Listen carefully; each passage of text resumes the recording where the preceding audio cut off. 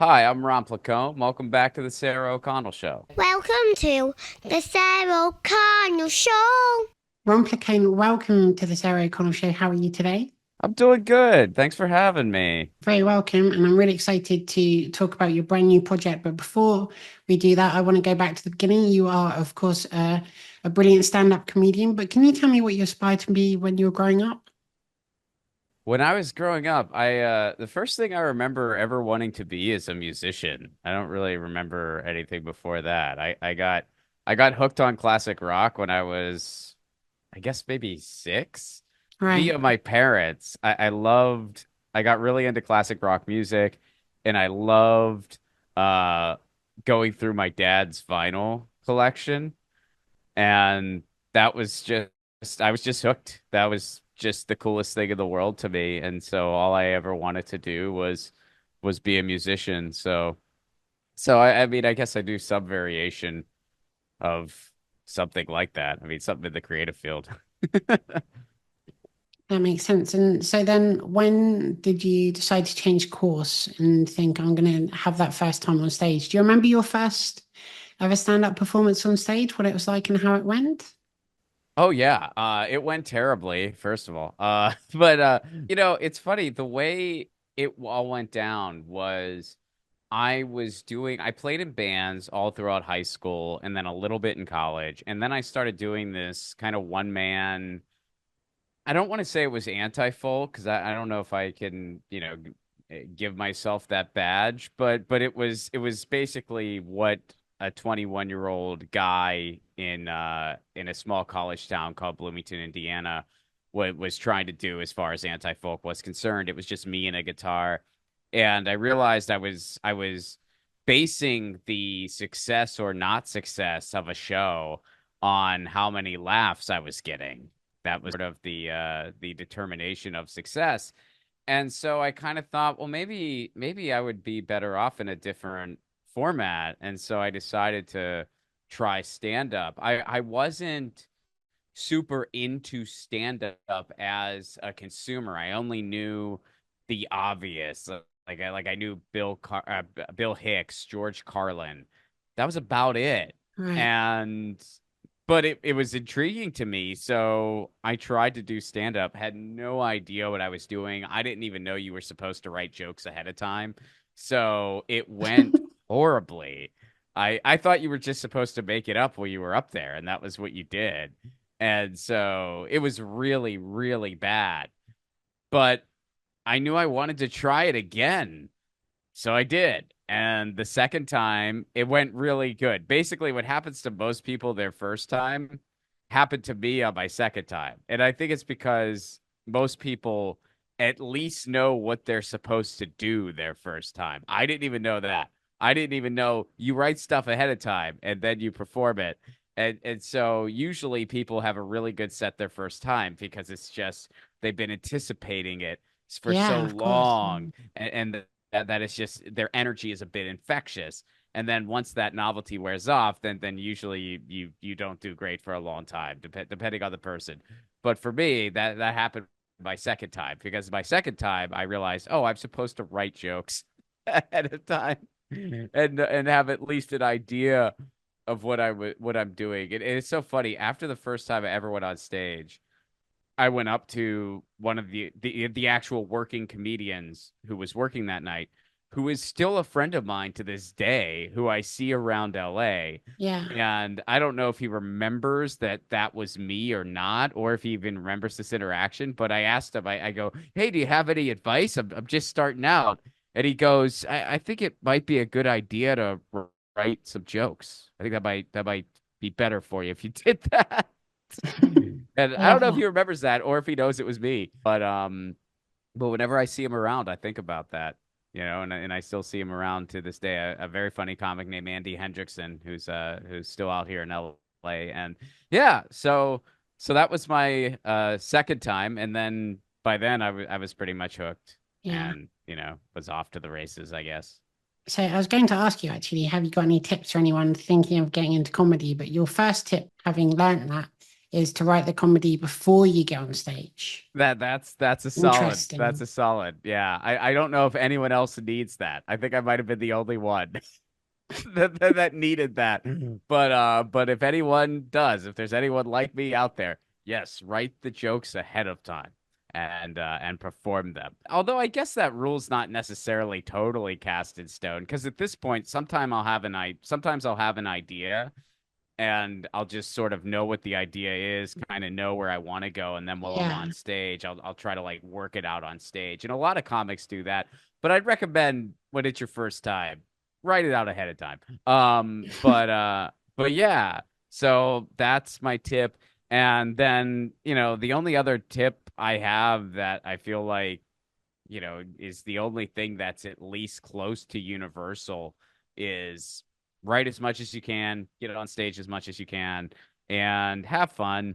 It's a lot of fun, especially when you're first starting out. And it's still fun. I mean, it never stops being fun. If it did, I would quit. But have fun with it. How do you know when a joke is ready? So you've written it and say you've written 10 or 20 jokes that day. How do you know that one I want to try on stage?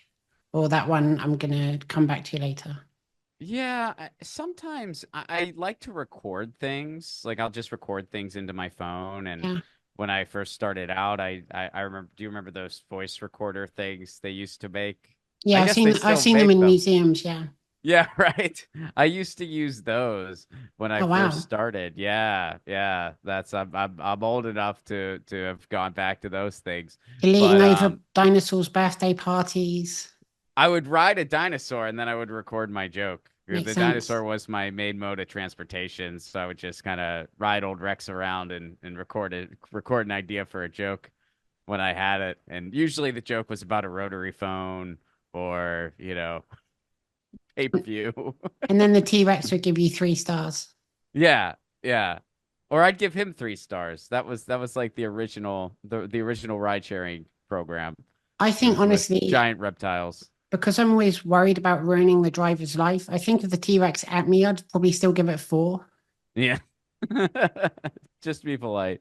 Yeah. But uh but yeah, I like to record things, so I would record things and then sometimes I listen back to it and I think, this isn't I'm not really feeling where the beats are yet.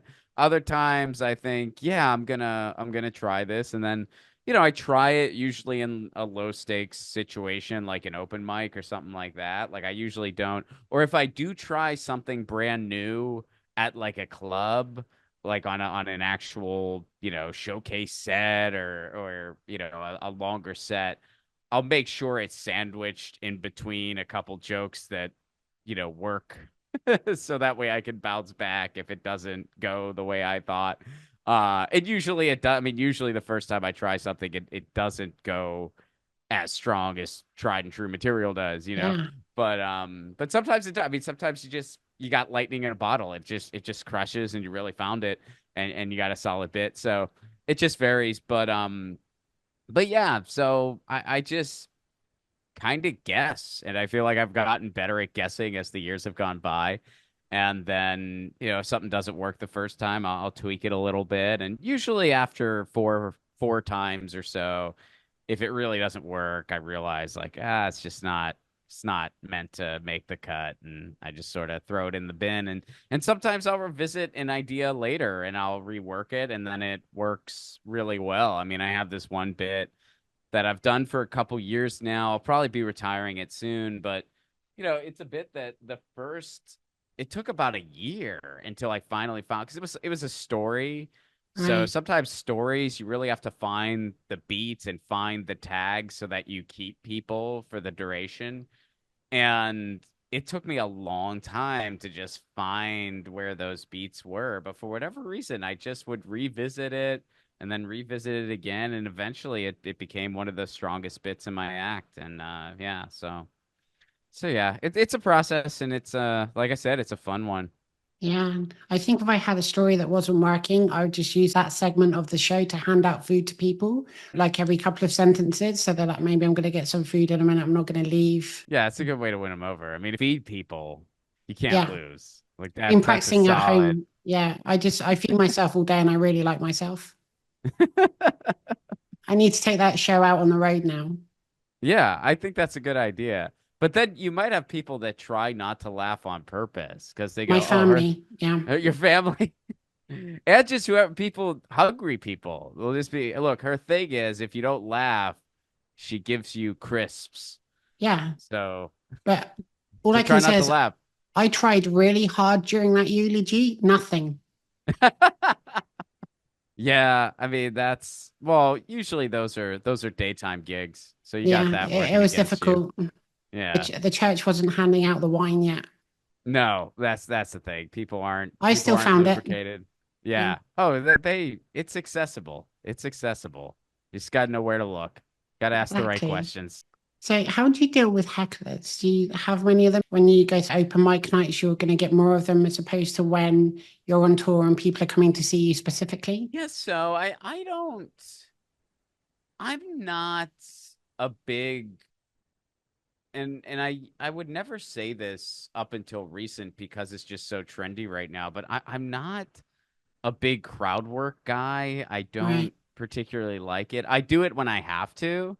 I don't do it because I mean, I get why it's appealing. It generates a lot of views and also Yeah. you're not burning material. So I get why comics do it. And I'm also not going to sit here and say I've never done it. I mean, I definitely, you can find a couple crowd work videos I have that are out there. So it's Yeah, not of like I've course. never Yeah. done it. But I don't particularly care for it and I don't particularly seek it out. Usually if I get heckled, I just want to handle it in a funny way. Usually when people heckle, it's because they think they're helping. 90 some percent of the time they think they're helping. And that's another, I mean, not to get too on a soapbox about the whole thing, but that's another reason why I'm a bit squeamish about the trend that's going on now because you're a bunch of people, they see all these videos online and they think that's what they're supposed to do Yeah. at a comedy show. There's still tons of people that just think that because they just don't realize it. So when you have all these videos going viral of people heckling comedians and comedians responding to it and that it's real funny, people are gonna think, oh, I guess that's what I'm supposed to do at a comedy show. And I don't care for it. I like to just do my act. I mean, that's part of the reason why I started becoming more intrigued performing in other parts of the world, things like the Edinburgh Fringe and stuff like that, where you're supposed to have a theme basically like you have a show. It's not just you're doing a bunch of jokes. Like Yeah. you have a show and you have a theme and there's an arc. I really like that and I kind of like approaching stand up that way. And we have all of that in the States as well. Like we have fringe festivals in the States and Yeah. stuff like that, but it's Indiana not. Jones We have Indiana that Jones. had an arc. But yeah, it had an arc. But we don't have it to the degree that other parts of the world do. Can you tell me, you mentioned a couple of comedians earlier. Who are your favorite comedians now? Who inspires you? Who do you enjoy watching? My favorite stand-up now is Maria Bamford. Yeah. Just to I love watching her stand up. She is just so freaking fun to watch. I never want to miss a set of hers. And then I like Judah Friedlander a lot. He's one of my favorites to watch. And what are some other stand ups that I really, really, really, really like? And then there's a couple. Robin Tran is one of my favorite Yep. stand-ups right now. We both did Edinburgh at the same time, but Oh, really? unfortunately, yeah, we were both at Edinburgh in 2023, but she unfortunately I finally had the time available to catch her show and she got sick, so I didn't get to see her show and then we reconnected back in Southern California. But yeah, she's one of my favorite comics to watch right now. And there's a lot of them. I like Helen Hong a lot. Um, yeah, there's so many really good stand-ups out there, and I'm gonna feel bad because I'm forgetting a bunch of people. Gareth Reynolds of the Dollop, who's in my movie. I love watching his comedy. So yeah, the Eddie Pepitone uh is one of my favorite stand-ups. He's also in my movie. I'm not just deliberately picking people in my movie, but but part of the reason I picked them is because they're my favorites. That's how I pick Yeah. people on my show. Right, exactly. That's usually how it goes. I like this Yeah. person. Yeah. I'm going But to spend more time with them. Right, exactly. Totally. It's human nature. So yeah, there's a lot. And then as far as show writers go, some of the more recent stuff that Boots Riley has done, Yeah, and Adam McKay. So, and Boots Riley's not really a comedian, but from a writing standpoint, from a scripted standpoint. So yeah, of my course. answer is different depending on what subgenre you're going for. Like I Yeah, have so, an answer when it comes to stand up and an answer when it comes to film and TV. And yeah, and if I asked what your yeah, favorite sandwich was or season, another different answer, right? yeah, And happy to answer all those questions for you, by the way. My favorite sandwich is a tuna balsamic from Pittsburgh, Pennsylvania. It's a special kind of sandwich. You can get it at this one market. wow. My favorite sandwich, well, the best sandwich I ever had was at Disneyland Paris in the year 2000, and it was a club sandwich, and it was the first one I ever had and blew my mind, and I've thought of nothing else since. The closest I've had to it, there was a hotel I stayed at in Thailand that did a really good club sandwich. A lot of French fries as well, really good. And there's a hotel near the O2 Arena in London that also does a very good club sandwich. So they're my top three club sandwiches. So you like club sandwiches? Well, I like those ones. I had one in Hard Rock Cafe once that I didn't like at all. It didn't do much. It Oh, wasn't good. okay. Yeah. All right. And in Yeah, that's fact, I went back to Disneyland Paris, well, a couple of years ago, and their sandwich wasn't as good. real. What do you think happened? I don't know. So the first time they had like sliced chicken, and the second time they had like a portion of chicken breast, and it was kind of different Oh, textures. Don't know, yeah. it just wasn't the same. That doesn't fly for a club sandwich. You either need I think like they put better sliced. ingredients in it, and I didn't like them. Yeah, well, no, I hear you. That's interesting. I mean, a club sandwich, you need either sliced chicken or sliced turkey. You can't. Yeah, it messes up the Exactly. texture. I'm with you. If you want to do a chicken breast, do a cordon bleu or something like that. That makes sense Exactly. to have a chicken breast in there. Now I'm getting hungry. What are you gonna do? I'm gonna probably go get a club sandwich. There you go. Just make sure you go to the right place. Don't go to the Hard Yeah, Rock. I need a plane and in some instances a time traveling machine. I bet you can find some good ones in London. I hope They know so. they know their way around the sandwich in London. They I mean, do. that's where it was invented, right? Yeah, the sandwich, yeah. The Earl of Yeah, that's where Sandwich. he's from there. Yeah. But he saw it happening elsewhere, and then he came back and he said, "Hey, we gotta do this. I had this meat rolled in something else, Yeah. and you need to recreate it." And he was famously married to the Duchess of Pepsi Max, and it was a beautiful relationship. Yep. You mentioned this earlier on, but Edinburgh Fringe, you have been on my show before, 2023 Edinburgh Fringe Comedy Guide that I produced. You kindly provided a video for it talking about your Balding is Punk Rock show that you had on there at the Yeah. time. I want to know though, how has your life changed since being on my show that first time? Well, I've made a movie since then. I made a vertical series since then, Yeah, and I'm working on a contained film slash play that I'm actually hoping to take to Edinburgh in 2025. So I guess I've really upped in the production sense since then, although some of that, the wheels were already in motion by the time I went to Edinburgh in 2023.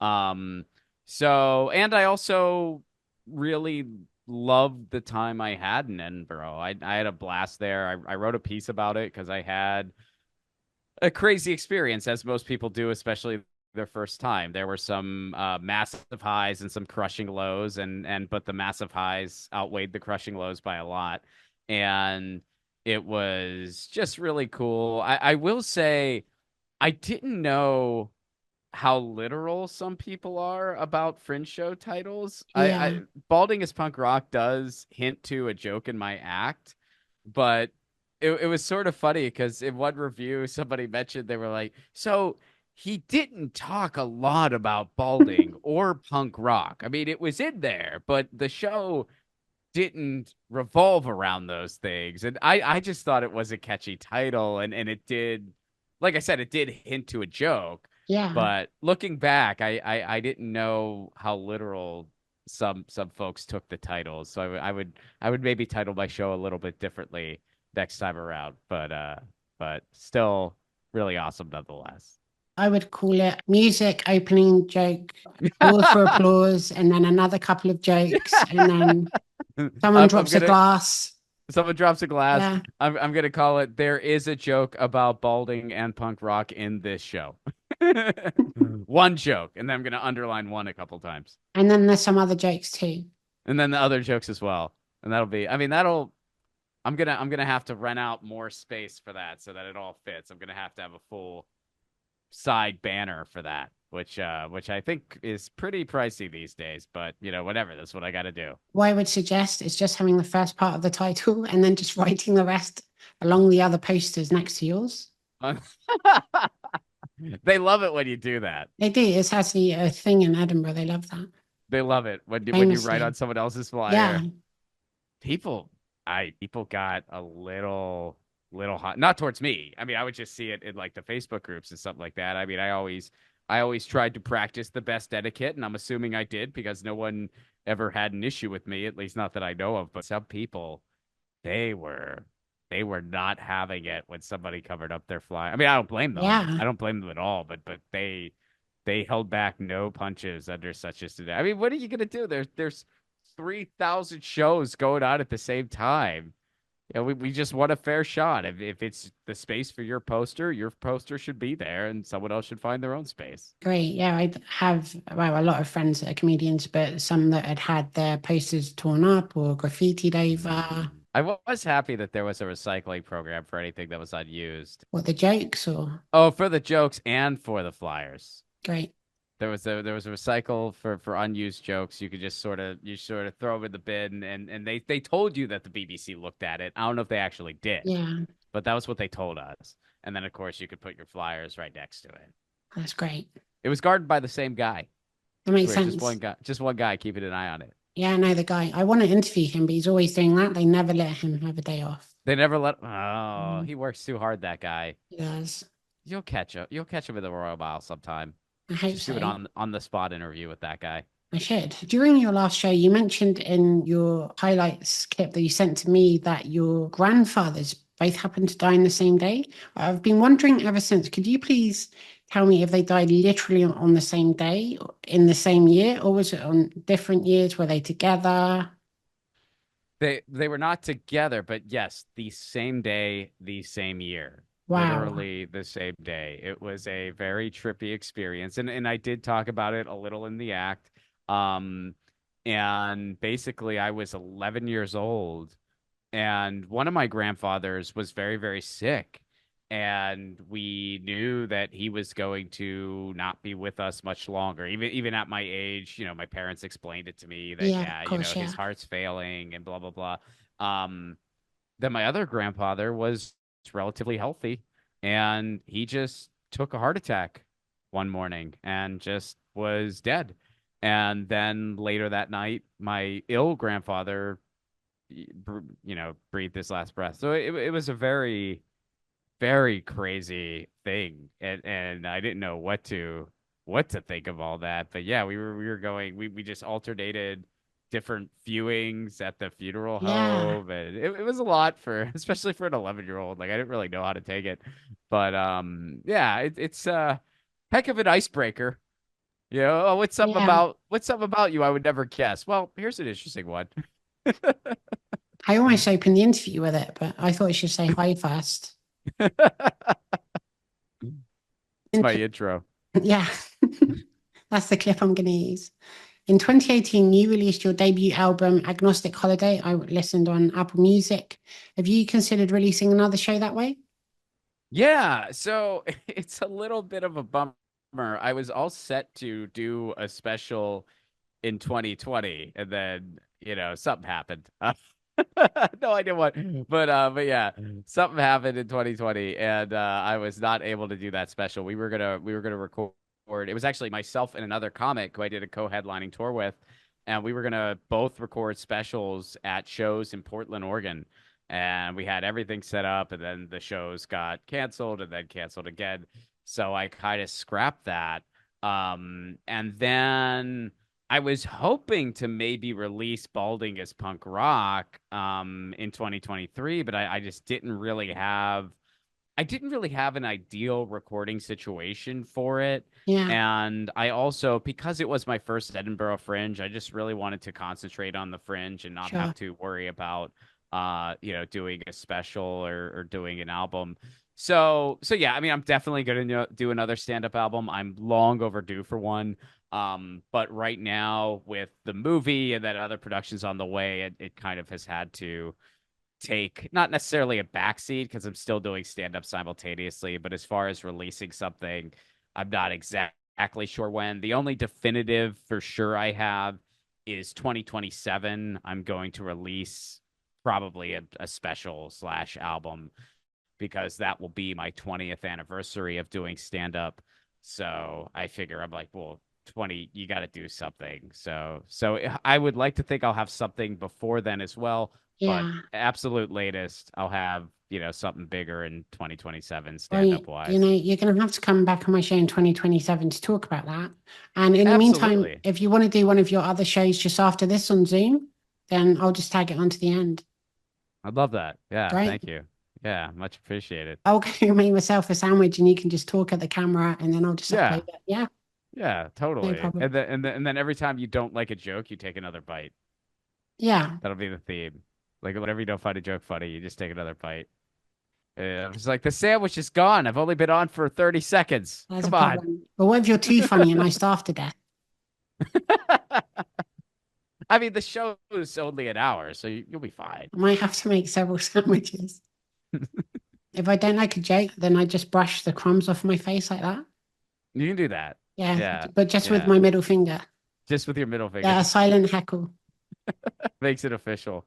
I think so. Yeah. During Agnostic Holiday, it also includes a couple of songs. Can you tell me, were they performed during that show or did you add them on after? I added them on after. Yeah. I added them on after. Although I think the just acoustic one was cut live, but it wasn't part of the Agnostic Holiday recording. But yeah, that was just, I kind of dabbled in music for fun and had a few song ideas. So I just threw it on at the end just to have something quirky and gimmicky. And yeah, it was fun. So I'm really excited to talk about your brand new movie, Left at Will. I've watched it. It's a lot of fun. For the uninitiated, what can you tell us about it? So it is a indie comedy film, and it is loosely inspired by what happened with the GameStop incident in 2021, when a big online movement kind of thwarted a plan to short sell a video game stock. And it made the news all around the world, and it was a big deal. There's been documentaries about it. There's been a movie specifically about it. Now, our movie is fiction. Like all the characters are made up. They're not Yeah, based on the real characters. It's just a story where a similar thing happens. So our movie is totally fiction. It's not really like Dumb Money at all. We actually came first. We were before Dumb Money, but it's kind of they kind of came out around the similar time, but they're so different that, sometimes people ask if Dumb Money ever reached out to me. They never did. yeah, I'd imagine they know that Left It Wall exists. And I'm not saying that because Left It Wall is necessarily huge. It hasn't even been officially released yet. I'm saying that because they are Sony and it is their job to search for any similar movies that may be in existence. yeah, of course. So if somebody is scouring the internet to find Left It Wall, they would find it. So, but they never reached out to us, and I think the reason they never did is because the movies are just so different that there's no reason. I mean, I've never even seen Dumb Money, but I know it's based on the real thing. They Yeah, used the real characters' names, so that already makes it completely different than ours. So I like to tell people kind of think Big Short. It's kind of similar to the Big Short. Like there's a narrative component to it, yeah. and it's about a feud between two brothers. So at the end of the day, it's a heartfelt comedic story about family, and it's a lot of fun. I'm really proud of it. I'm glad that it's finally making its way out into the world. And London is our only international screening. The screening in London, I'm coming out for it. You are I'm gonna indeed. do, yeah. So I'm real excited about that. And so, in addition to starring in it, you also wrote and directed it. Can you tell me when the real life situation happened? Is that what initially inspired you to write it, or were you writing about this relationship between two brothers anyway and put that in as a background, as a secondary thing for them to be dealing with? No, when the event happened, that's what made me think of it. The Yeah, event happened, and I mean, to be honest, I just got a kick out of the whole thing. Like I just kind of thought I was like, this is kind of wild, yeah, especially all of the talking heads, like the financial talking heads, flipping out because somebody beat them at their own game. And so I thought, how funny would it be? And we, of course, satirize all of that. I will tell people there is a satire of a right wing radio jock in the film, and it's played by my good friend and colleague and comedian Graham Elwood. He does a phenomenal job, and so that's all in there. We totally satirize all of it. But yeah, when the event happened, I just got a kick out of it, and I thought it'd be really fun to make a movie about this. And yeah, then simultaneously, a buddy of mine who has kind of served not as an official guide, but kind of an unofficial, like somebody who's been a bit of an unofficial mentor to me, who I've always really leaned on for advice and stuff.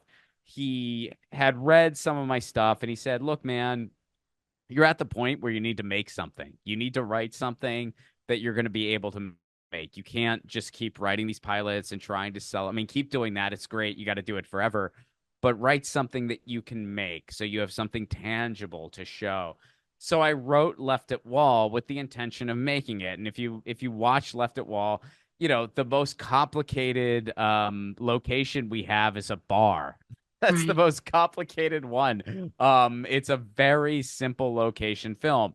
It's a narrative film, so there's a lot of just guy to camera moments and stuff like that. So it's the type of film. If I had to have made it for no money on a phone, I could have. right. Fortunately, I didn't have to. I had a little bit more than that, so I You was had able to two make it. phones. I had two phones. Yeah, Yeah. I had two phones and a voice recorder from my dinosaur riding days. That was what I had.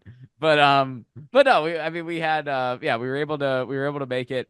And yeah, I'm just really I'm really excited to bring it to London and see what some international audiences think of it. absolutely. And speaking of the location, was it filmed in LA? And how long did it actually take to shoot from start to finish?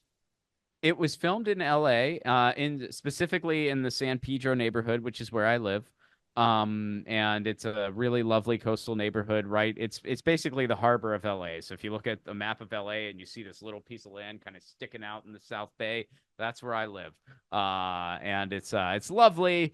And so we filmed all of it there. We filmed it in 6 days. Oh, The wow. and we broke it up in 3 days and 3 days. And the reason we did that was because of the touring schedules of a lot of the comedians in the show or in the movie, excuse me. Gareth Reynolds, who plays my brother in the film, he has a very extensive touring schedule, as does Eddie Pepitone. So we had to kind of plan it around their tour dates as much as we could. So we did 3 days just at one location, which was actually my condo. So we did 3 days at my condo and then 3 days at all the other various locations that we needed, which one location was a beach. One location was another house that was supposed to be my brother's house. So that character's house. It wasn't. It was one of our PAs. It was actually her house. She let us use Right. her house. She lives down the street from me. And then the third location, like I said, the most complicated one was a bar, which it's this really cool punk venue bar in my neighborhood. Everyone's super cool and chill.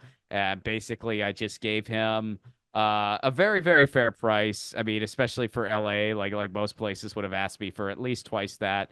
But he charged me a very, very reasonable price. And he said, "Can you just be done before 3?" I said, "We will be done before 3." So we had a gaffer come in and make it look like night. And we shot all the bar scenes from 8 a.m. to 3 p.m. And then we were out of their hair and everybody won, you know? So let's talk about the casting process. Did you write specific roles with people in mind, and had they agreed to be part of it before you finished the script? Not before I finished the script, but yeah, when I wrote it, I mean, I would have loved to have had someone else play. The main character's name is John. I would have loved to have had somebody else play John and not me. That guy was really Um, good. but I couldn't afford it, honestly. I mean, I kind of was so I kind of had an idea that I will likely play John. If I could cast someone else, I would have liked to. I don't even know who I would have had in mind. I just kind of thought if I could afford it, I would rather just be behind the scenes and have somebody else play it. Like just have someone else bring your words to life. Yeah. But it didn't work out that way. I ended up playing John, which was, fine. I did really want Gareth to play Don. When I wrote Don, I really had him in mind to play the brother. Um, and then I did want Eddie Pepitone to play the bartender. To be honest, every single person that was my first choice said yes. The only kind of not totally that way situation is my buddy Graham who played Dax. Yeah. I wanted Graham to play Dax, but I also was entertaining the idea that if the budget permitted, I was going to have Graham direct the film instead. Because he expressed interest in directing the film. I didn't want to direct myself. So I said, look, if I have the budget, you're going to direct it. And then when it was time for production, one, I didn't really have the budget to like hire a director. I had to direct myself. And two, Graham was in Hawaii at the time anyway. So I knew he probably wouldn't be able to direct. Fortunately, he had come back and was able to still play Dax. So technically, everybody who was my first choice for their role said yes, which I consider myself very fortunate. I was beyond thrilled that everybody was willing and able to do it. And part of it was I just made sure I made it very easy on them. I made sure I worked with a DP who knew her stuff and didn't mess around. And we were just able to get stuff done very efficiently. So we weren't wasting people's time, basically. They came in, they did their thing. I mean, you know, Eddie, we finished Eddie in a couple hours, and it was to the point where he actually hung out later because I said to him, I was like, hey, man, you're wrapped, so you can leave if you want. Yeah. But I have, guess what it was? A sandwich on the way for you because it's lunchtime. So if you want to stay and get your free lunch, you might as well. So he did. He's like, yeah, man, traffic's gonna suck no matter when I leave, so I might as well get a free sandwich out of Yeah. this. I really want to be in your next production now. I didn't know there was going to be sandwiches. I would love to have you. And yes, Yeah. there are definitely sandwiches. I am Italian American, so I take feeding people on set very seriously. Yeah. Nobody has ever left my set hungry, and if you did, I need to talk to you. One of my friends, her name's actually Sarah, and she played Tiffany. She played my Yes. brother's wife in the film.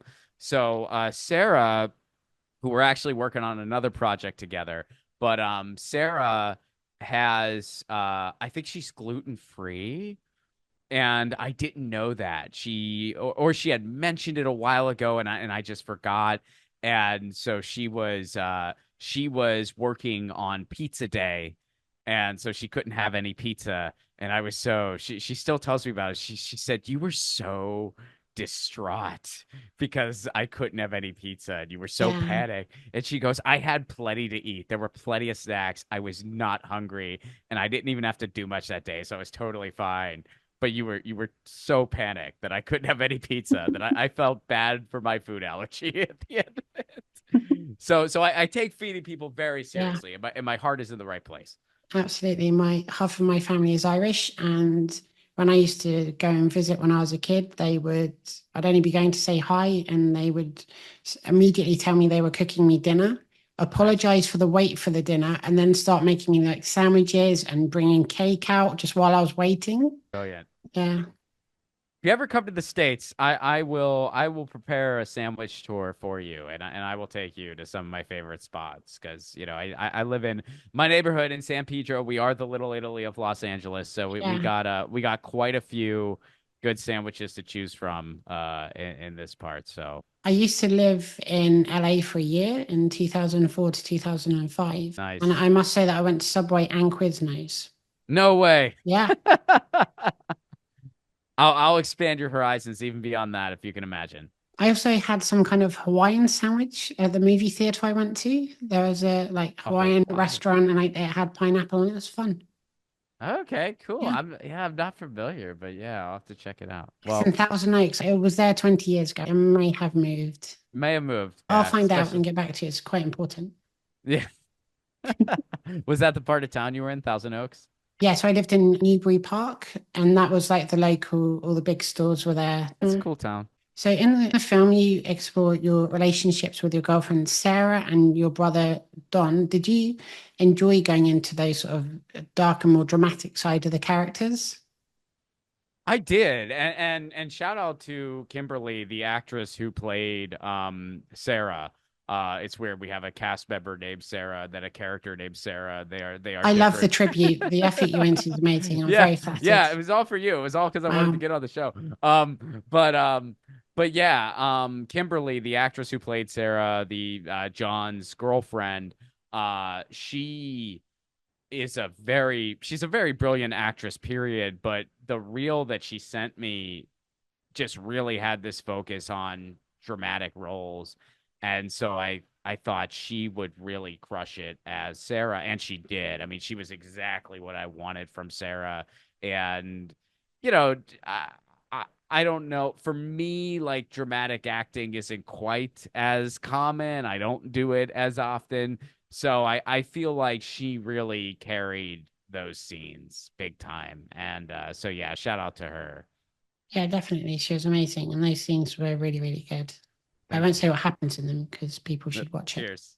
Yeah, Yeah, I appreciate it. Thank you. you're very welcome. Speaking of which, what was your favorite scene to film? Oh, that's a fun question. My favorite scene to film. Um, I guess I gotta go with all the beach stuff because it was just Yeah, so, we had so much fun with it. It just everyone so I mean this doesn't spoil anything, but spike ball is a bit of a theme in the movie.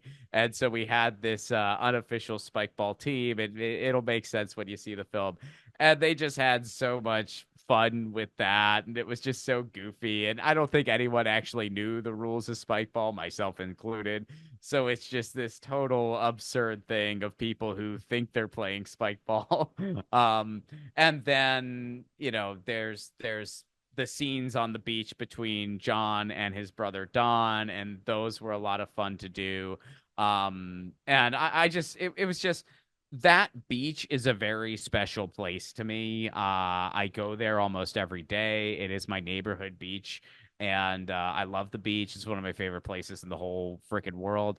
So the fact that, I have that memory associated with it too, and the fact that just so many different people in my life, from comedy colleagues to more recent colleagues to people I hired because of Left It Wall and have since become closer with, we're all gathered for this project at a place that's so special to me.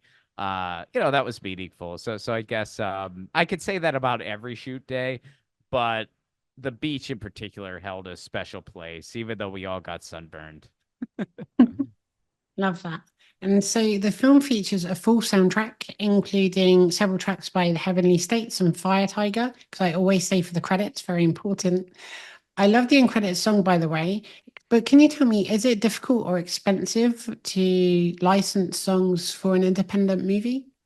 So I got incredibly fortunate that all of the music that is in Left It Wall was offered to me. And I basically just paid what I could afford for a license to use it in the film.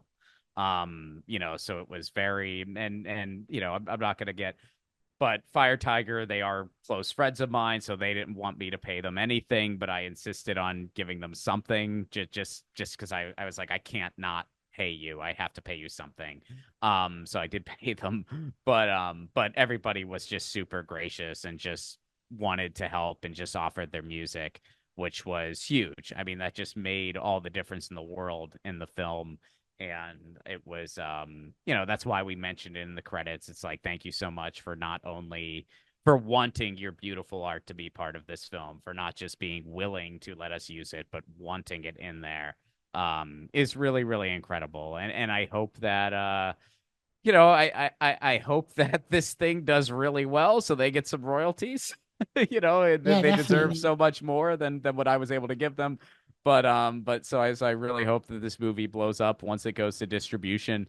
But yeah, I mean, I'm just super thrilled about the soundtrack and just so cool to call all those people colleagues and yeah, so shout out to all of them, Ted and Genevieve at the Heavenly States and James and Tiffany and everyone in Fire Tiger. And I will mention, not a lot of people know this, but the closing track with the credits, I helped write the lyrics to that song. Already. So yeah, so that's a reason why that song in particular was select. I feel like it is in many ways for that movie because there is a kitschy kind of self-aware throwback vibe in Left It Wall. Like it's Yeah. definitely like it's got like a Clerks vibe a little bit. So there is sort of a throwback vibe, and Fire Tiger is very much sort of like an 80s tinged rock and roll band. So it seemed like a very, very appropriate ending song, but also, I did help with the lyrics. So it was sort of like a nice mesh of worlds.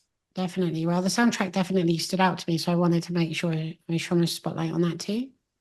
Yeah, no, thank you. I appreciate it because yeah, I mean it meant a lot to me. So I'm glad that folks who are watching the film have noticed. Yeah, yeah. And so here's a question I've got too. Have you considered making extra episodes of Saber Talk with John Saber just to put on YouTube or as promotional episodes? I'm sure that once we go to distribution and we start really doing heavy promo for the film itself, I mean, so far we've just done screenings. So I've just promoted the specific screenings. But once we go to distribution and start doing more quirky promotional things for the film, I'm sure some stuff like that will happen. I mean, I still have the Saber Talks backdrop. I don't Perfect. have enough right now, but I still have it. So I'm sure we'll do something. And by the way, shout out to Colin over at Status Quo who made the Saber Talks graphic. Um, but I'm sure we'll do something like that. People have asked if John and Don are gonna make another appearance in a film together. I don't think so. I mean, some people, I don't want to, I'm not going to give anything away, but at the end of the film, some people have been inquiring if that was a bit of an Easter egg about a sequel, based on some of the things the main character says at the end. And also based on in real life, the Roaring Kitty guy says they're going to orchestrate another thing. Like he has Yeah, said that in the world. So some people have already asked, is there going to be a sequel?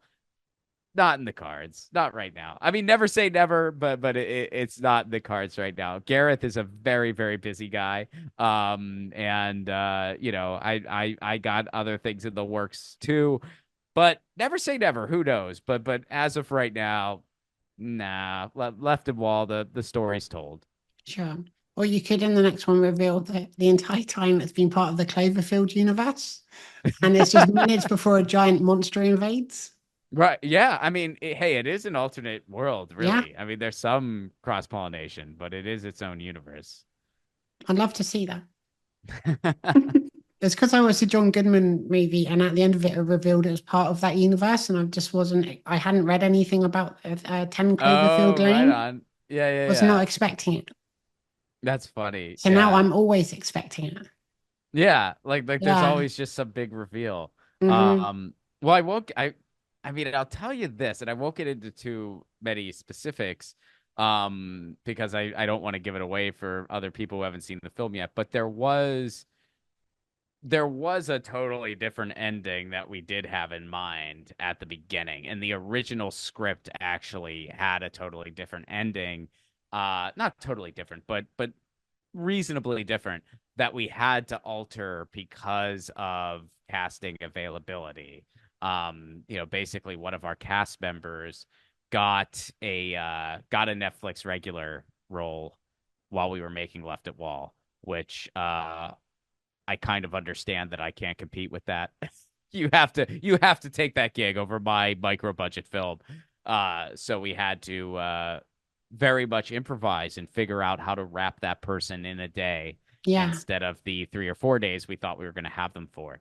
So So that is did. that the character that just explodes for no reason? You spoiled it. You told them. Sorry. It's in the There's the first five character that minutes, explodes. so It yeah. is in the first 5 minutes. Yeah. It's that one.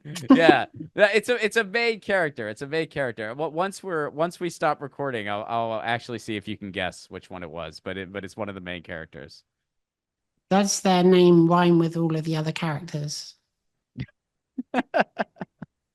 There's Don, there's Ron, there's John, Yes, and Yvonne. and everyone. Yeah, Yeah, yeah. That is. I will confess, there's a little bit of a personal Easter egg there because my sister's name is Connie.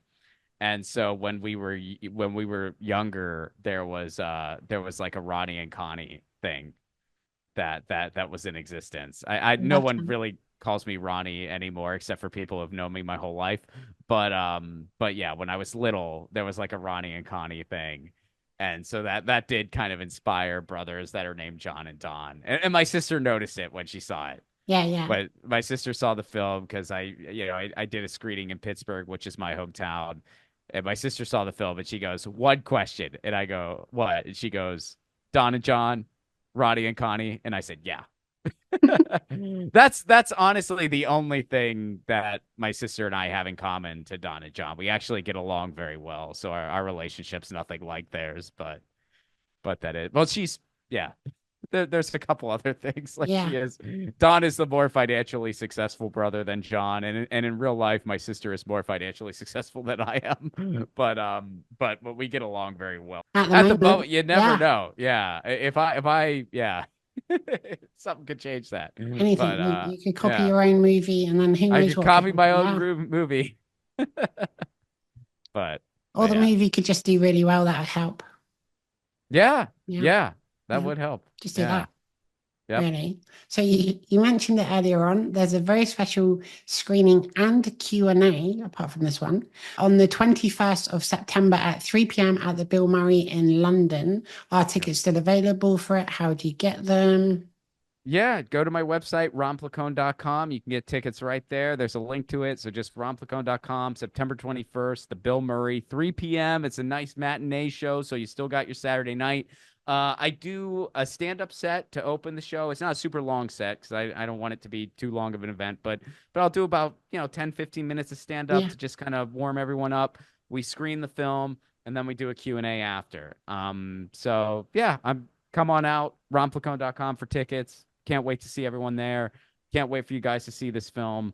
I'm really excited about what we're putting out into the world, and this will not only be the only international screening. This will be the last screening before we go to distribution. Oh, I wow. can't make public announcements yet, but there are distribution plans in the works that are kind of really coming up. So this will be the last.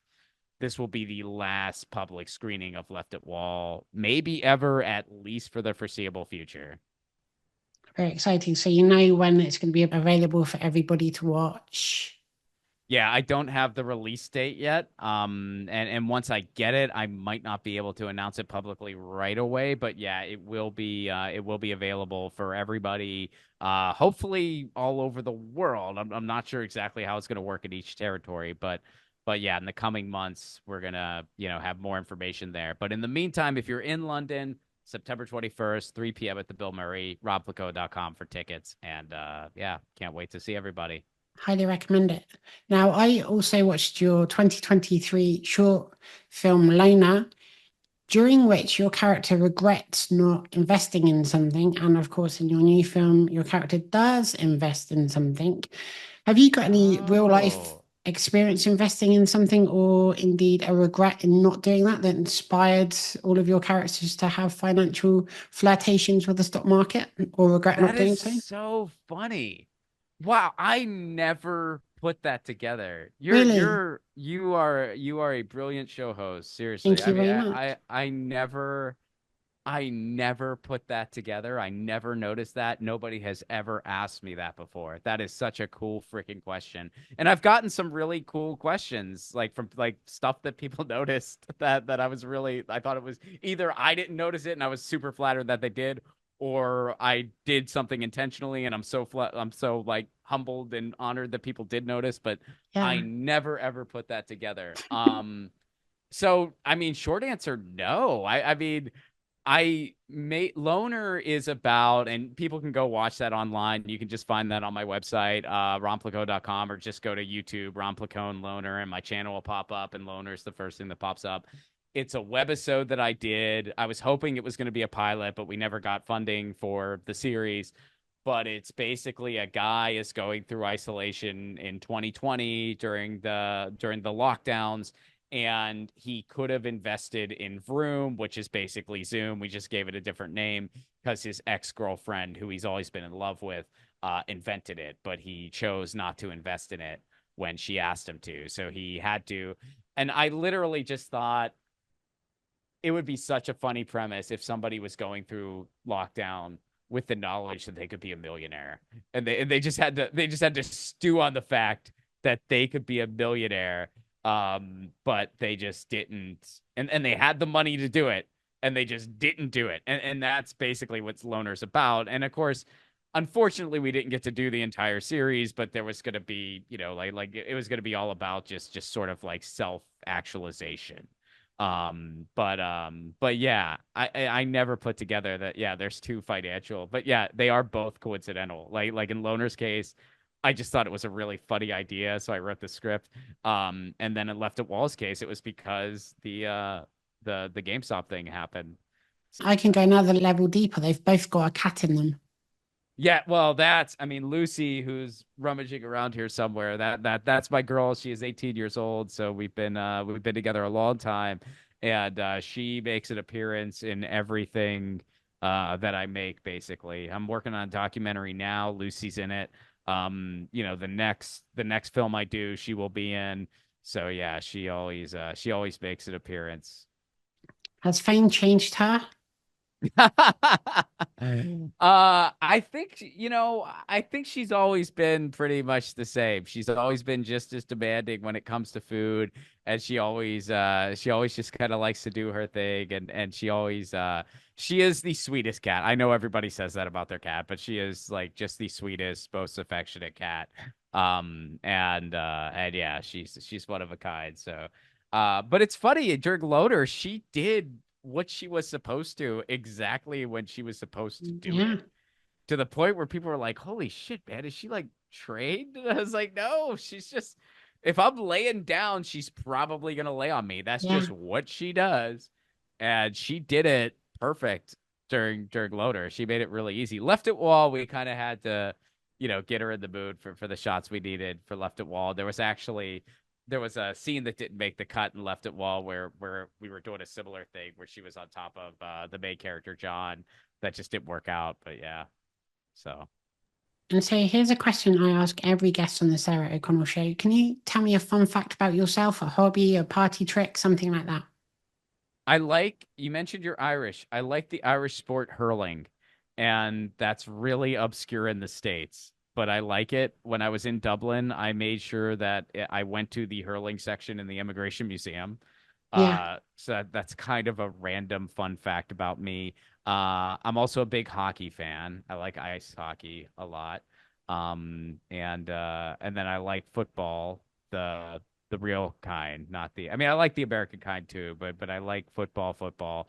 And my teams are the USL team, the Pittsburgh Riverhounds, and the I believe they're still in Syria, but Forza Napoli. So. Great So those choices. are They're my I don't know team. why I chose sports, but I just I don't know. I thought you mentioned Irish, so I thought Yeah. hurling, and yeah, ran with Sport it from chose there. you. And interestingly, with hurling, how I got into it was just by drinking too much. Yes, it is such a fun game. It is. I don't know if you ever watch it, but yeah, it's such a fun game. It's so fun to play. I'm not good at it. but I really like it. Like I have a set of sticks, and usually when I'm walking around with my hurling sticks, most people, especially in the States, they don't even know what those are. They're just like, what are those? Like they think it kind of looks like a field hockey stick because like field hockey basically evolved from hurling. Yeah. I mean most sports did because it's like the oldest sport in the world. But yeah.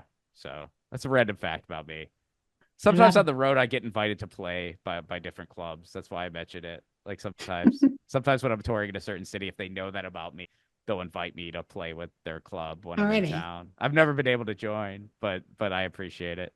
So I don't know anyone in London who plays hurling. I'm in town for a few days, so hit me up if there's any clubs. And my skills are probably grossly inefficient, especially since I know it's a lot more common in England than it is in the States. But if you don't mind my dead weight, I'd love to play. Yeah, you can't walk down the street because everyone's just hurling everywhere. It's crazy. You might maybe do some after the screening. Just get everyone to stand up a Maybe bit. Yeah. it'll still be daylight. So yeah, Yeah. yeah. I mean, There most we go. comedy clubs would traditionally have that. So they would have, 3 to 4 acts and then maybe play some music and then they just quieten everybody down and do about 5 to 6 hours of hurling. Of hurling matches. Yeah, it's very That's popular. brilliant. I love it. It's so funny. It's yeah, that's brilliant. I love that we get to explore that and talk about that. It's not come up on my show before yet, but yeah, I believe it. I believe it. It's the most common thing. I spend at least It- 19 hours of every day watching it or trying to avoid it in the street. I feel ya. I'm glad I Yeah. could glad I could get in there. hmm So instantly, there's a little thing in the United States soon called the election. You excited for that? Oh, not really. I mean, most Americans aren't. I mean, it's yeah, our electoral scene is not very great. I know that most of the world is kind of having its problems right now, but I feel like we really turn it up to 11, and we'll see what happens. I mean, the fact that Joe Biden stepped down did give a little bit of energy Yeah, to it definitely. that wasn't there before.